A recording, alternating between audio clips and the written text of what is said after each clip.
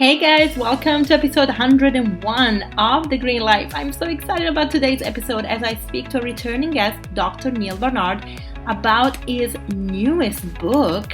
I'm so excited, The Power Foods Diet.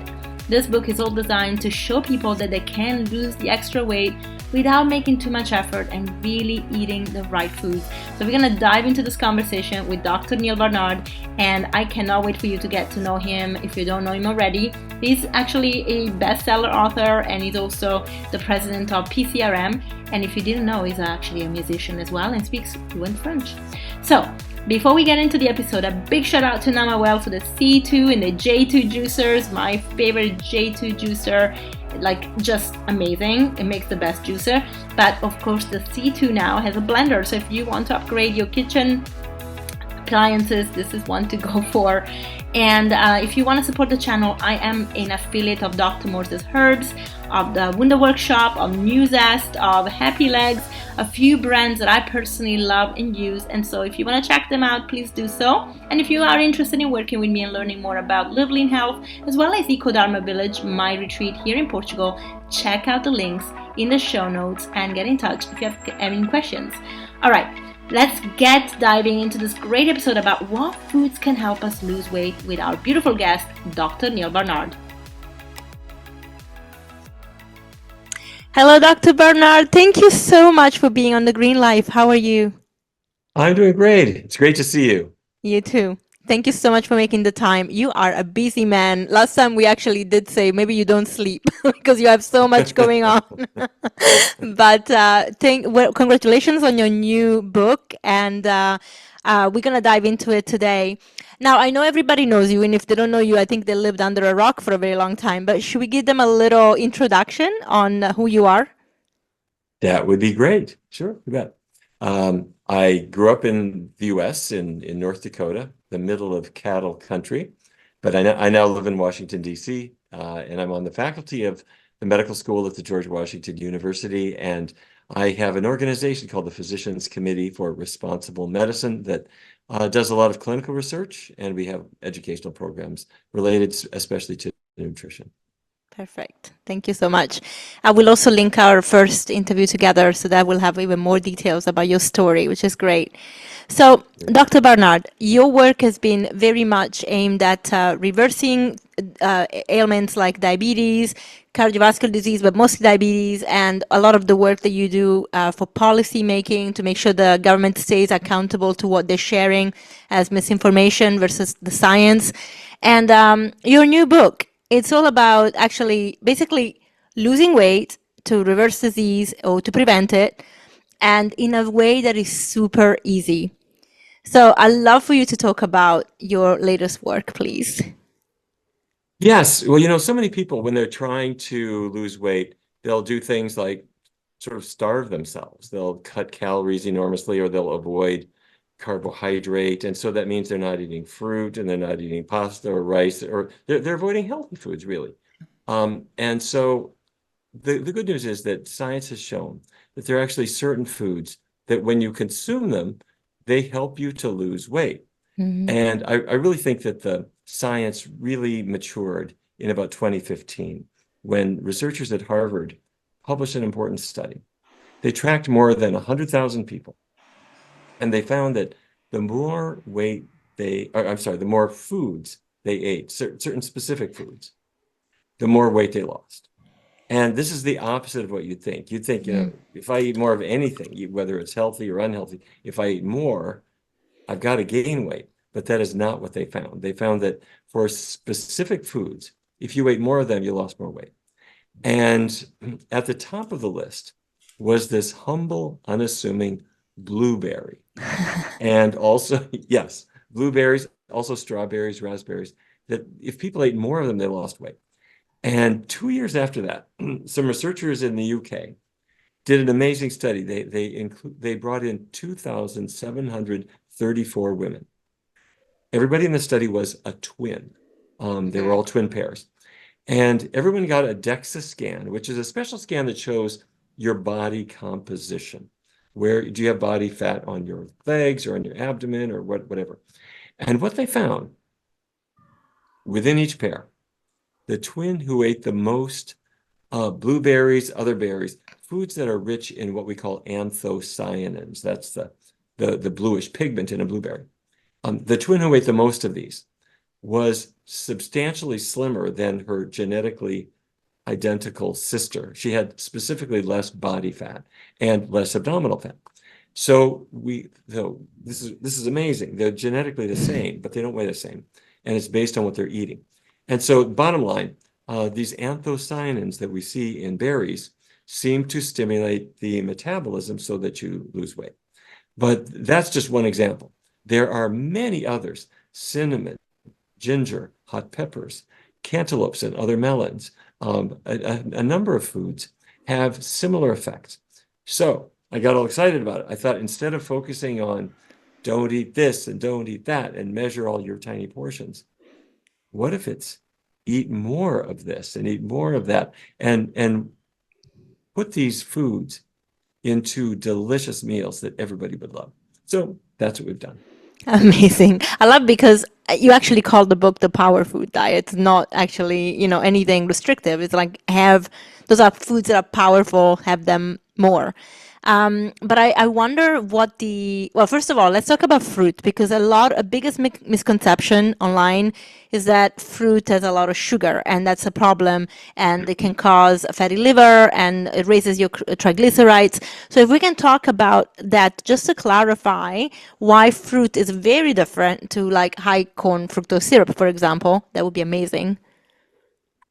Yeah, it's a funny thing. Most of us grew up with the understanding that an apple is a healthy thing. Here in the US, we have a saying, an apple a day keeps the doctor Either away. way. However, when low carbohydrate diets became a popular fad, they said that anything with sugar in it is terrible. So don't eat fruit, and they lumped them together with candy and everything else. Now, there's a couple things wrong with that. The first thing is that whether we like it or not, biologically, human beings are in the class of great apes. That's chimpanzees and gorillas and orangutans and bonobos. And if you look at chimpanzees, the number one thing they eat is fruit. It's their natural food. And we evolved to be able to take the glucose from fruit and to put it in our muscles to give us power. It's our number one energy source.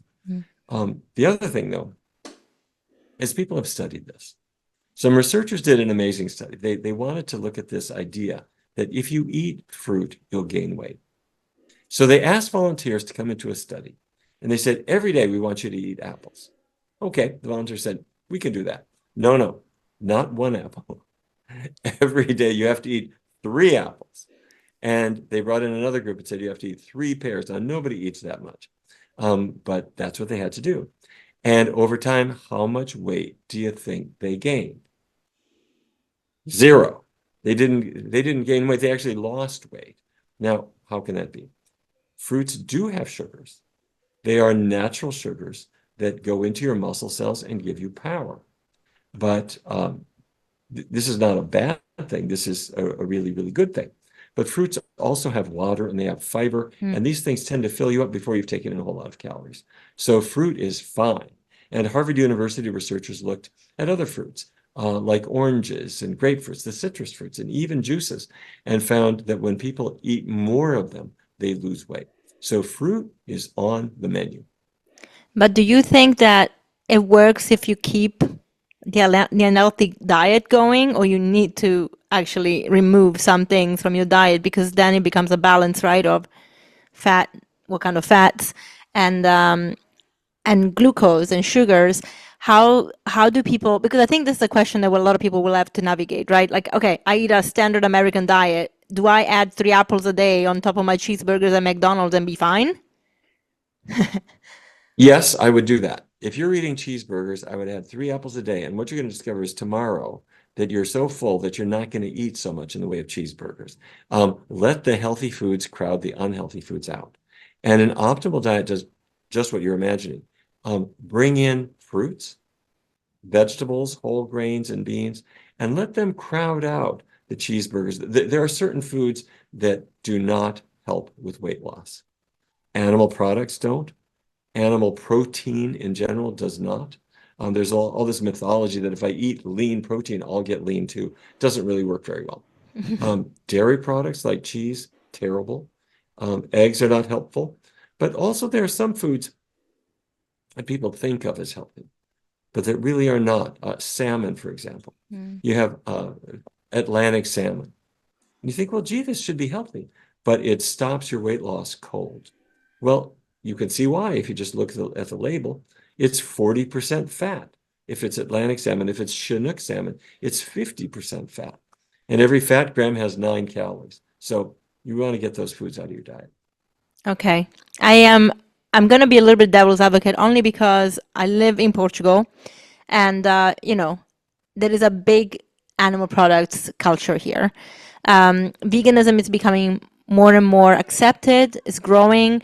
The macrobiotic movement is big here, but the most people will have, they will eat, they start a meal with a soup, which is great, it's vegetables. But then they will have meat, and that's something that they really struggle to get out of the diet, especially in the north. And then in the south, it's mostly fish.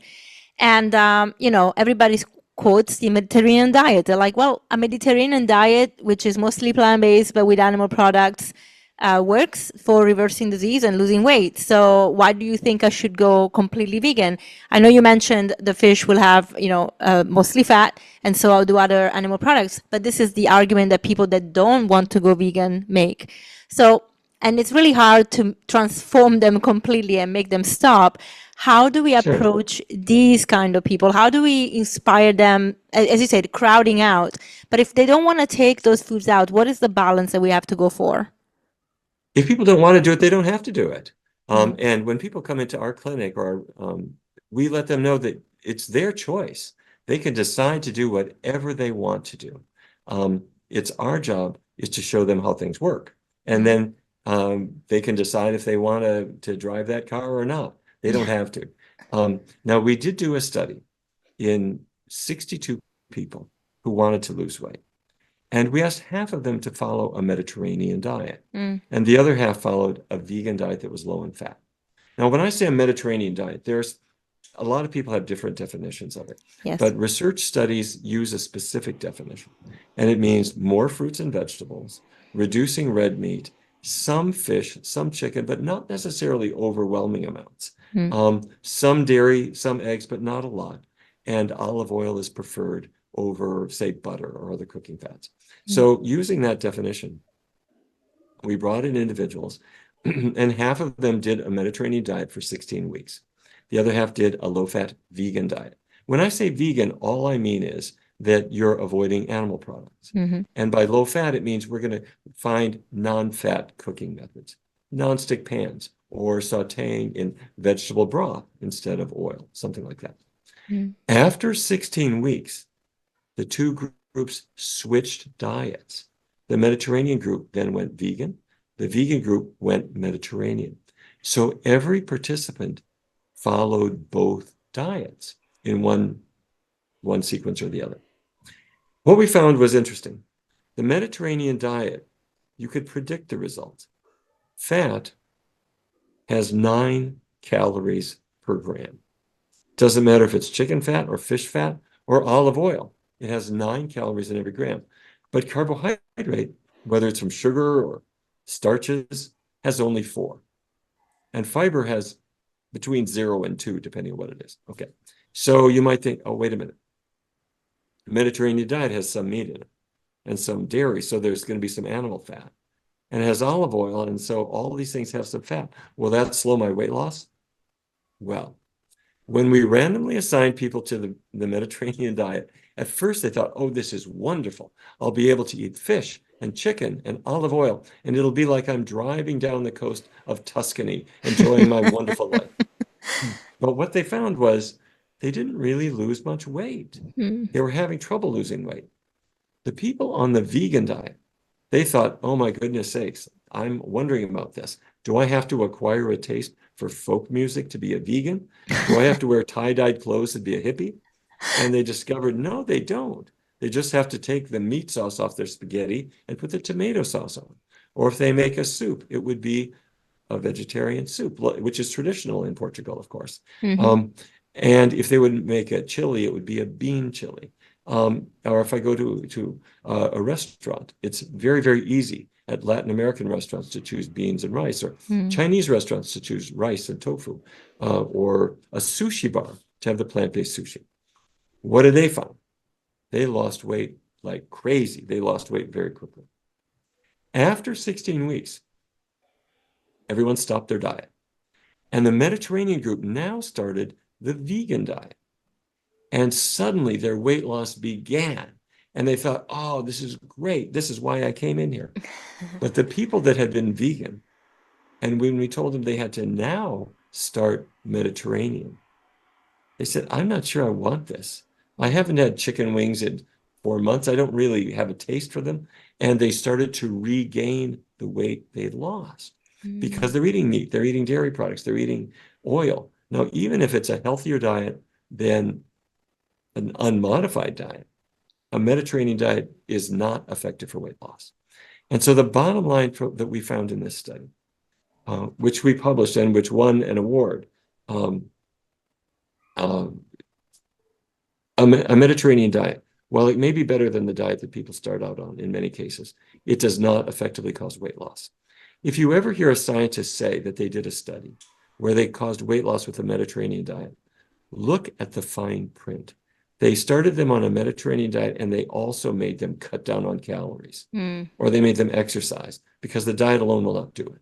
On a vegan diet, people lose weight, usually about a pound a week, and it's quite predictable. That's brilliant. And in terms of calories, because you mentioned calories, and this will come up a lot.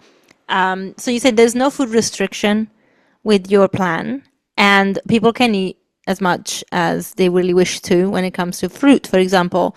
And then people will ask, well, yeah, but what about calories? Because, calories are calorie, right?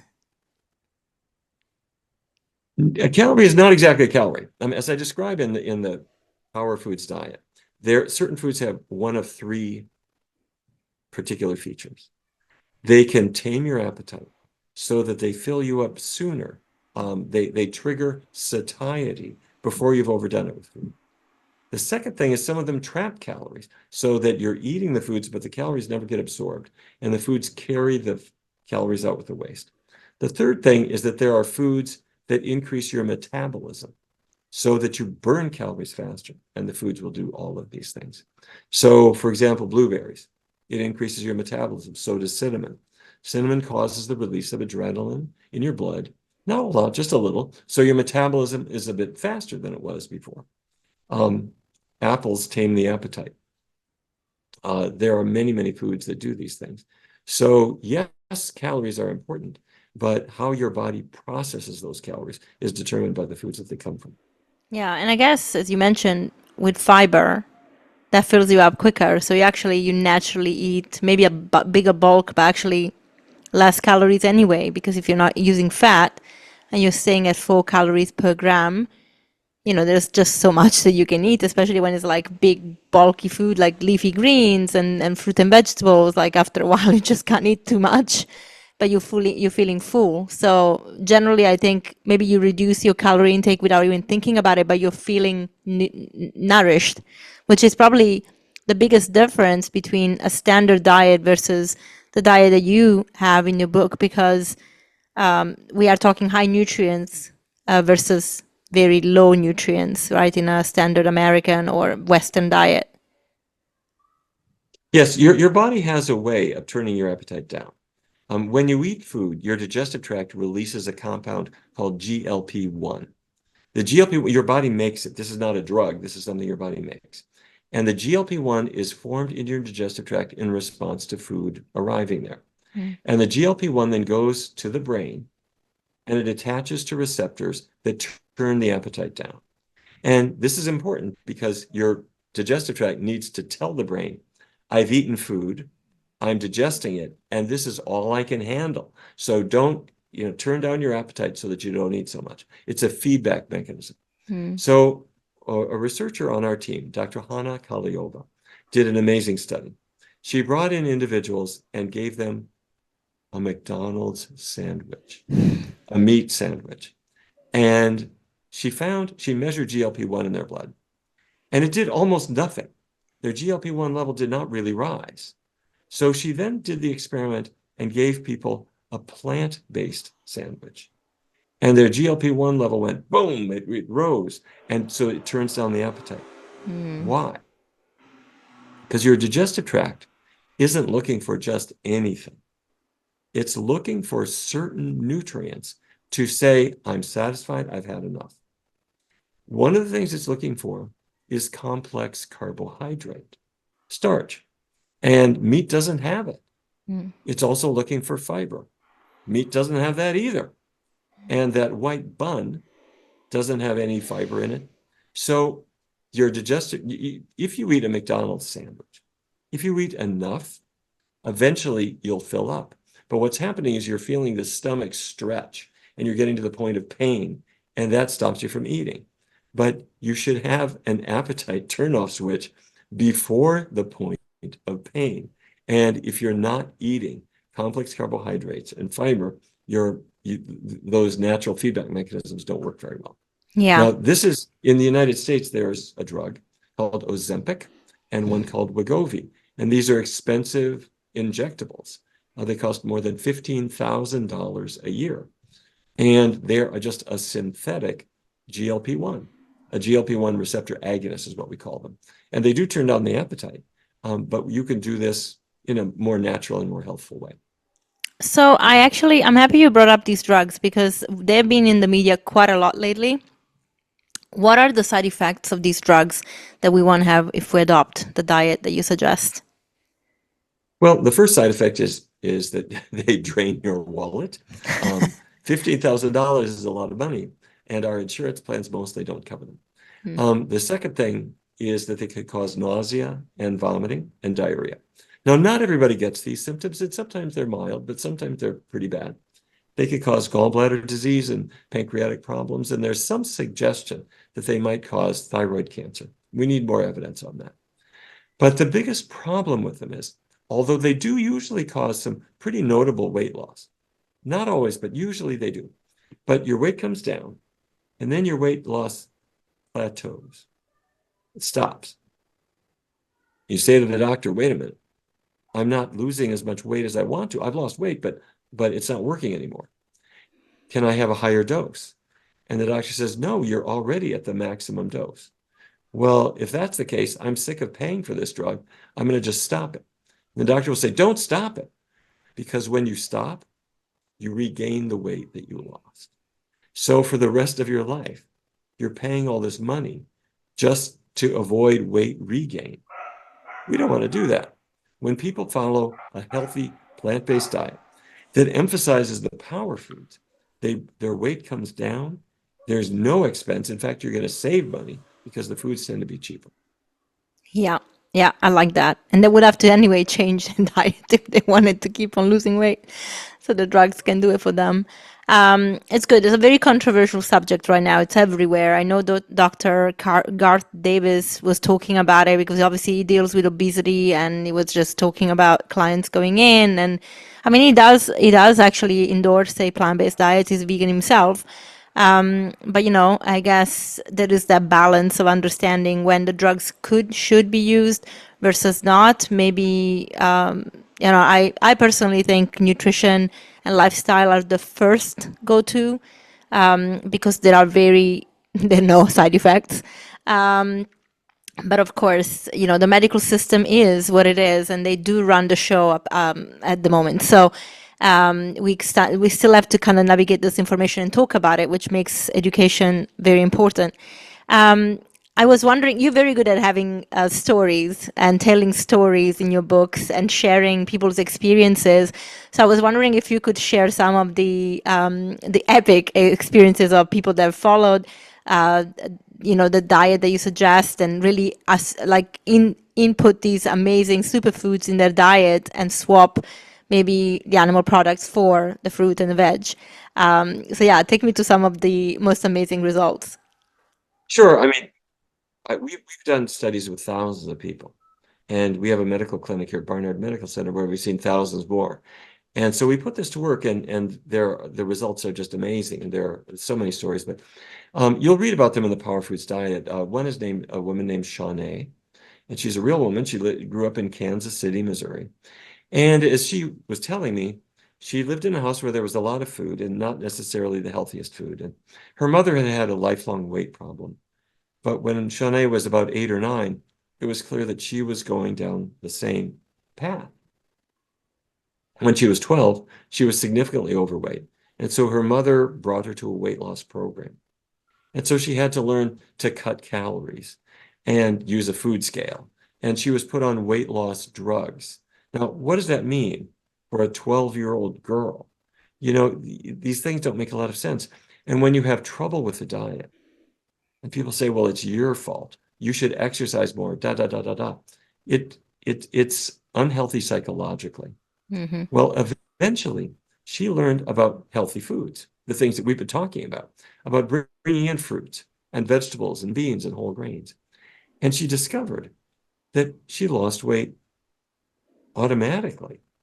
And she liked the foods that she ate. And she ended up losing more than 100 pounds. Wow. And she did a wonderful thing. Her mother had brought her to the weight loss program. And so Shawnee basically said to her mother, thank you for trying to help me when I was a child. But now that I'm grown up, let me help you.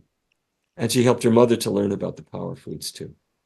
And by the way, the power foods are wonderful.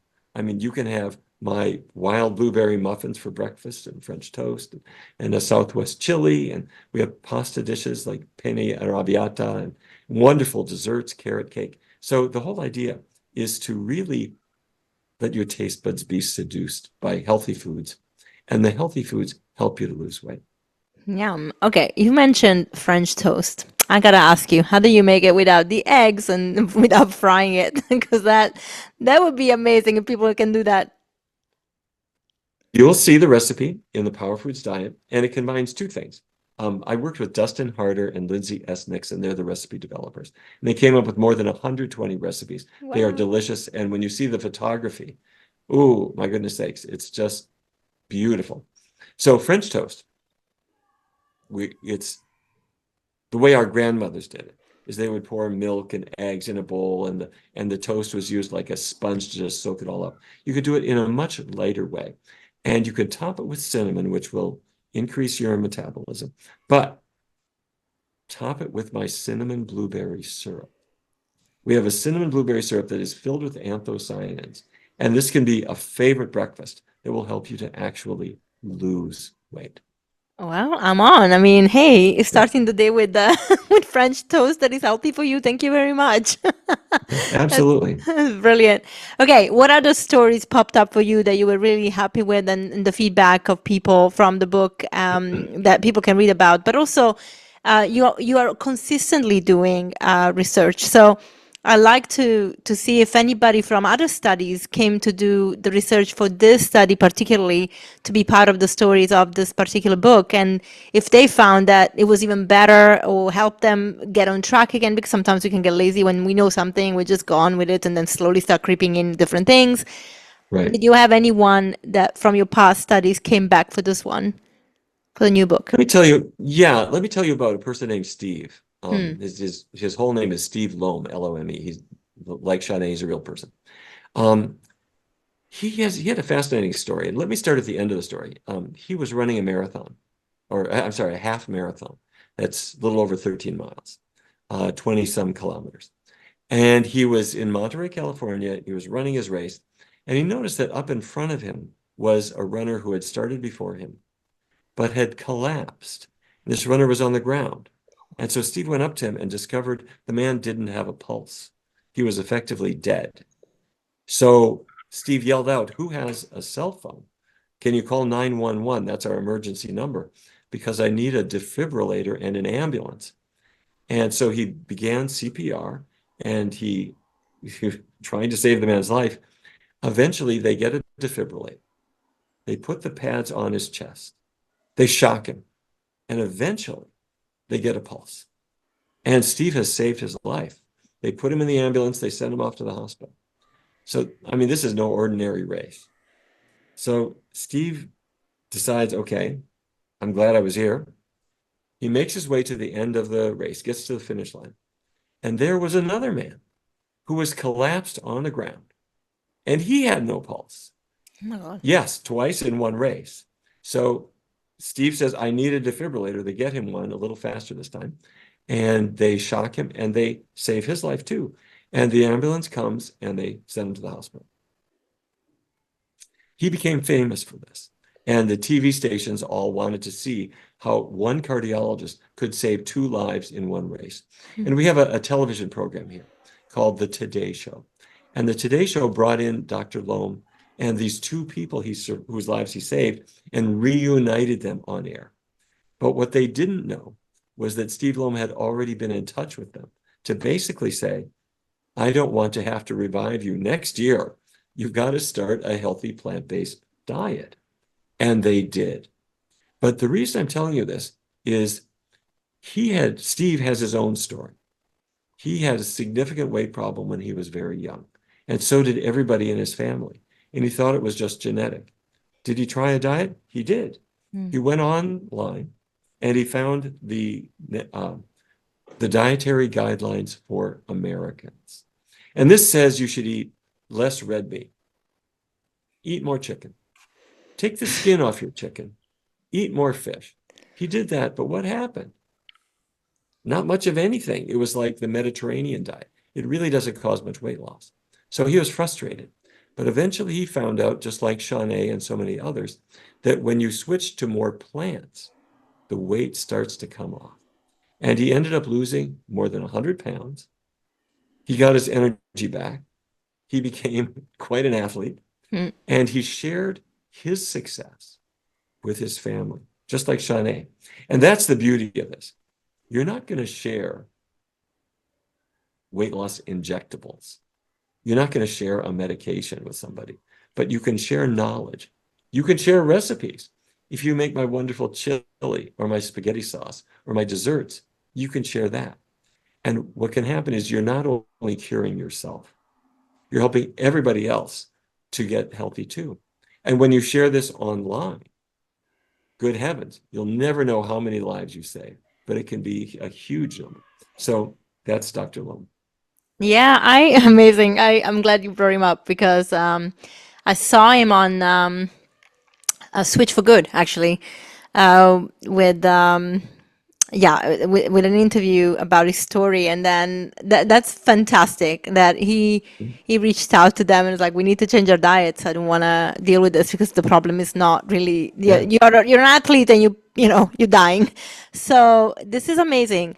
Actually brought me back to how I also started, my journey at 13. I started dieting. I mean, I grew up in a family where there were eating disorders. And I started dieting at 13. By 17, I was anorexic. In my 20s, I had all sorts of disorderly eating. And I ended up with my last blood test that I did at 30, well, not last as in the last one I did, but before I changed, where my glucose was too high, my cholesterol was too high.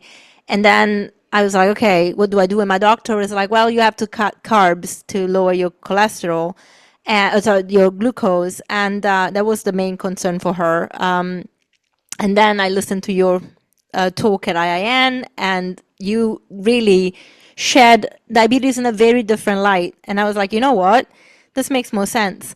And I did it, and I felt amazing, and I lost the weight without effort. And then in 2019, I went back on a little bit of a eating problem, with still vegan, but very high processed food, vegan food, and high in fat. And I actually gave myself type 2 diabetes once again, or properly, because last time was just pre-diabetes. And I reversed it by actually doing exactly this, adding in lots of fruit, actually, and my triglycerides had never been lower.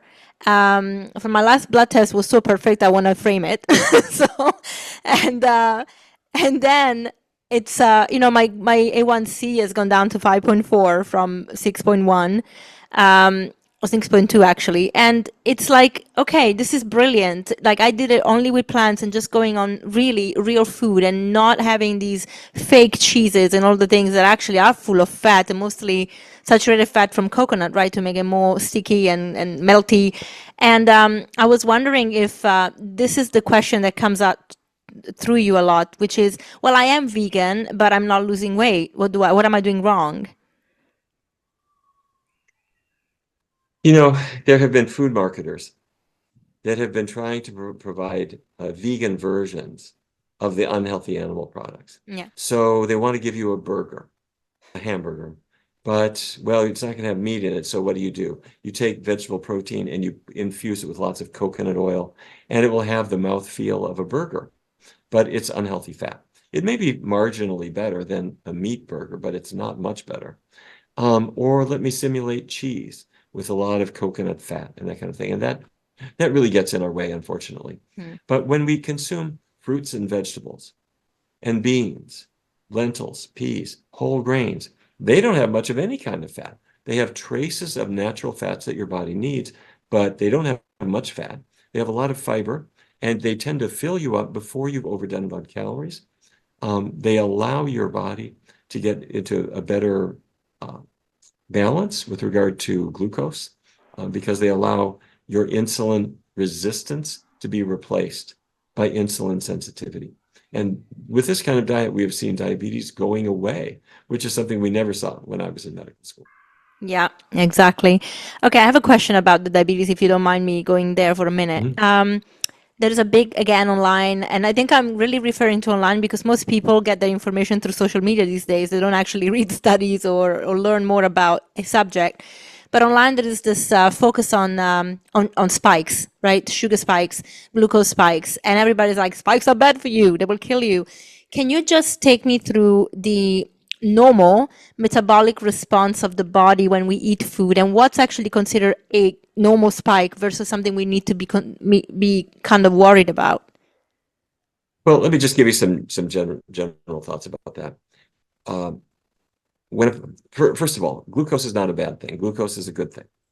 Glucose in foods, it's either in fruits or it's in starches, where you eat some rice or a potato, and the starch breaks apart to glucose molecules.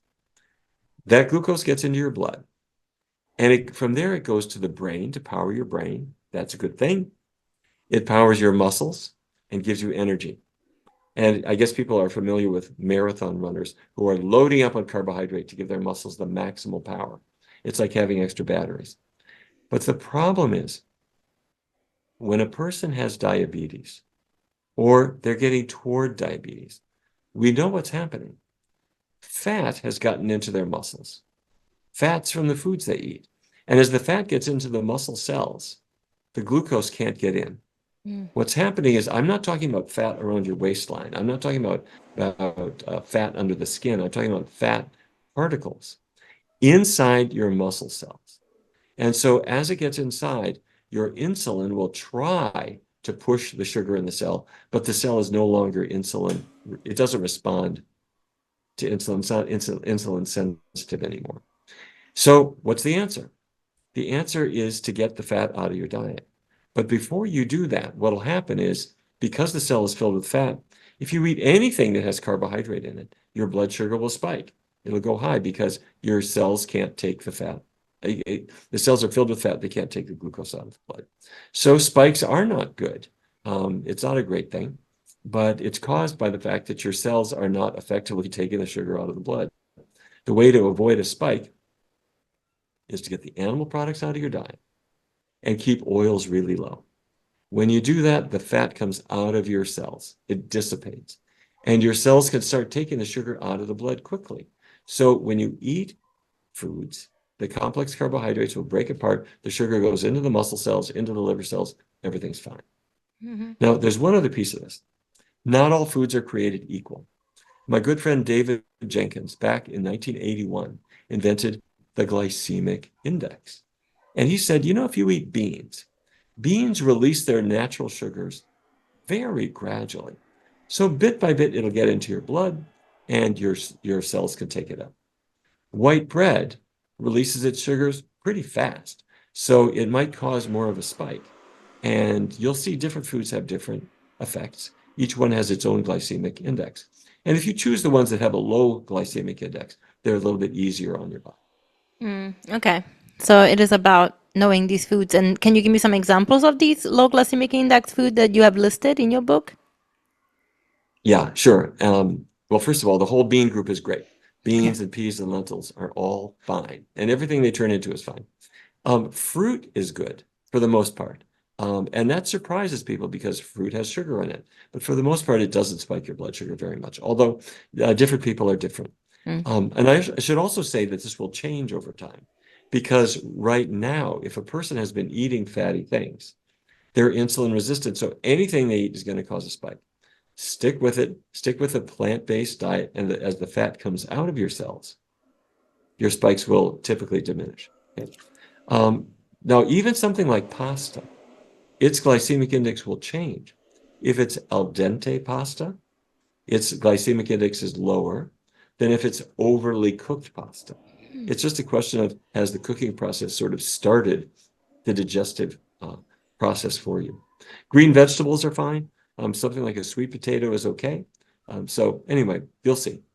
Amazing. Thank you. This actually yeah, you're right. Because when I started eating more fruit, yeah, I had a CGM on a continuous monitor, a glucose monitor. And yeah, my spikes were more immediate. And I mean, my blood always, my sugar always came down after 2 hours, which was a good response.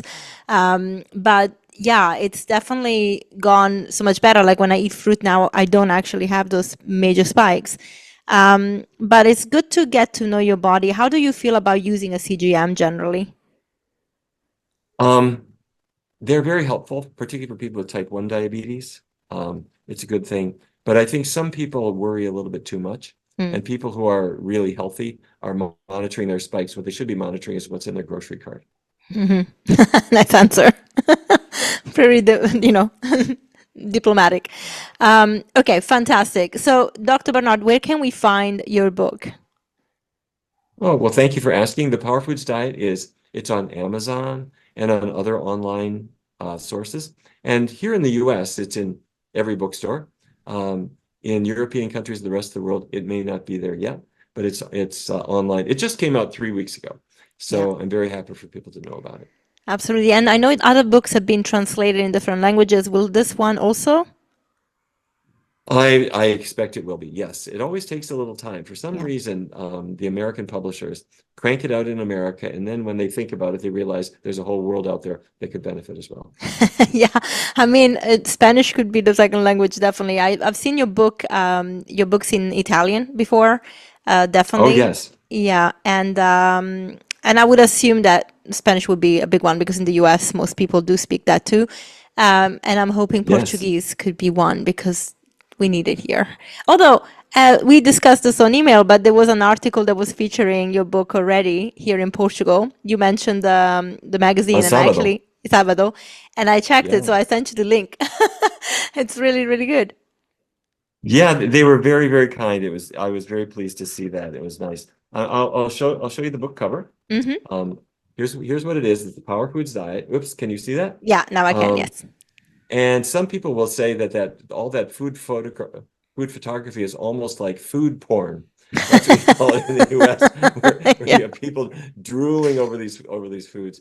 But they did a very good job with it. Yeah. And I hope people get a chance to try it. It's the Yeah, Power I'm Foods sure. Diet. Perfect. Thank you so much, Dr. Barnard, for your time, for sharing, and for the work that you do. And I look forward to seeing more that you will produce because I'm sure it will come out. You're like never stopping, so that's good. Well, there's lots left to do. But Yes. thank you, Chantal. It's a pleasure speaking with you again. I really appreciate how you get the word out far and wide. Thank you for including me. Thank you, and I'll talk to you soon. Bye. See you. Thank you so much, Dr. Barnard, and thank you so much, everyone, for staying on. Congratulations to Dr. Barnard for his amazing book, and I hope you guys check it out so that you can learn way more about it, the Power Foods Diet, the foods that can really help you not only lose weight, but prevent and reverse disease of all kinds by managing your weight in an easy way that doesn't feel like a diet. That's awesome. So guys, if you want to learn more about Dr. Barnard, go into the show notes. I've linked everything there. And of course, if you don't know about PCRM, which you should, check out their amazing work and how they help government guidelines, how they really keep the government accountable for their choices and what they share. and also how they help animals stay safe in research and other matters too. All right, guys, I will see you soon, and thank you so much for being on the podcast.